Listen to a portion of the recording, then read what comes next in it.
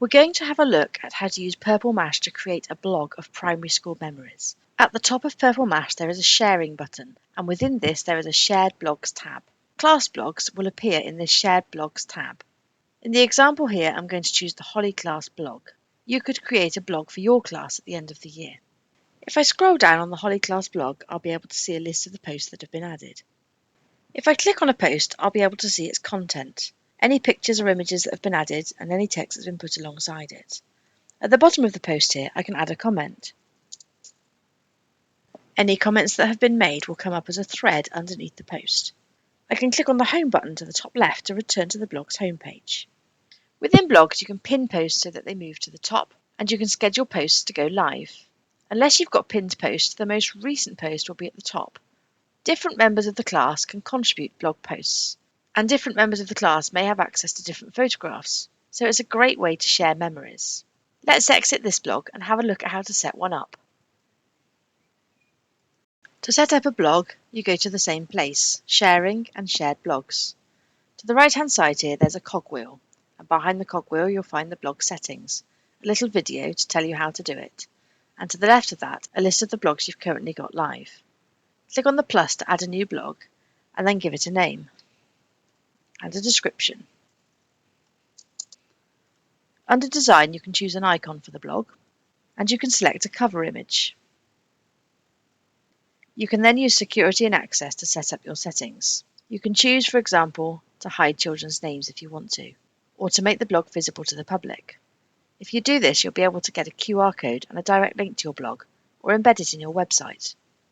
You can hide avatar, and you can also skip teacher approval. However, if the class are sharing photos and things, I recommend you have teacher approval on. Under here, you can choose who can see the blog, so you could choose that all of the school can see the Year 6 Memories blog, or simply the Year 6 class. You can choose who can comment on the blog and who can post on the blog. You may choose, for example, that only the Year 6 pupils can post and comment on their blog, but that the whole school can see it. Once you've got the blog set up as you wish, click on Save at the bottom. Once you've saved the blog, it'll be visible in the Shared Blogs area. Here's the one I've just set up. The class I just shared that blog with will now be able to see it in the sharing area. If they go to Shared Blogs, they'll be able to access it here. As we can see, the blog has currently got no posts on it. The child would go up to the top and click on the plus to add a post. They can give their post a title. They can give it a summary. And then they can add the content. There's various text formatting options, and they can add work from Purple Mash and photographs, in which case they can add an image, choose file, and select from their PC. On an iPad or tablet, it's easy to select photos from the camera roll. Once they've selected an image and clicked on Open, it will put it into the blog. They can, if they wish to, write underneath it, or add further images. When they are ready, they can save and publish that to the blog, and it will appear on the blog for them. If I go back into Purple Mash as a teacher, I can see that I've got an alert. The alert will tell me I've got a post waiting to be approved, and I can click on Go to view the post. If I'm happy that this can be shared with the rest of the class, I can select Unapproved to change it to Approved. Now the rest of the class will be able to view that post on the blog. Prior to me approving that post, only members of the staff attached to the class and the people that posted it can view it. Any member of staff attached to the class can approve posts. Any comments that are made on this post are also subject to approval. Any pending posts and comments you'll be alerted to by the alerts bell. Oh, look, here behind the alerts bell I've got some more posts and comments waiting to be approved. Let's have a look at the posts. Approve that one. So I'm going to go back to the home page. I'm going to approve the Scrambling Net one. And then on this one here, there's a comment. I can see that there. So I'm going to go and have a look at the comment, and that's fine. So I'm going to approve that as well. So the blog is taking shape really nicely now. If you want children to be able to access the photos that might not be on the devices they're using, you can upload them in the work area so they can access them from there.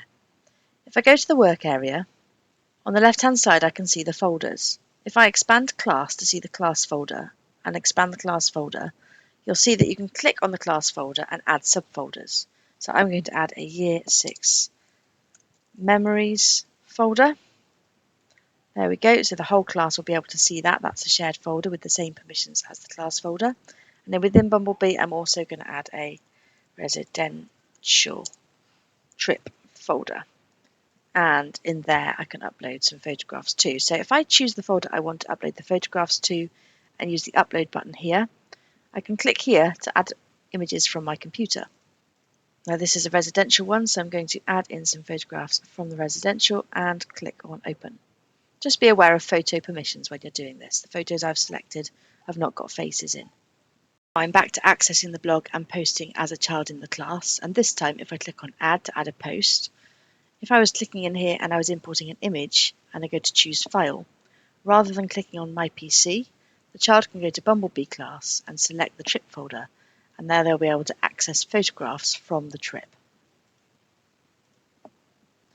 We hope you have a super time making a class memories blog and that the children enjoy sharing photographs and memories together in this way.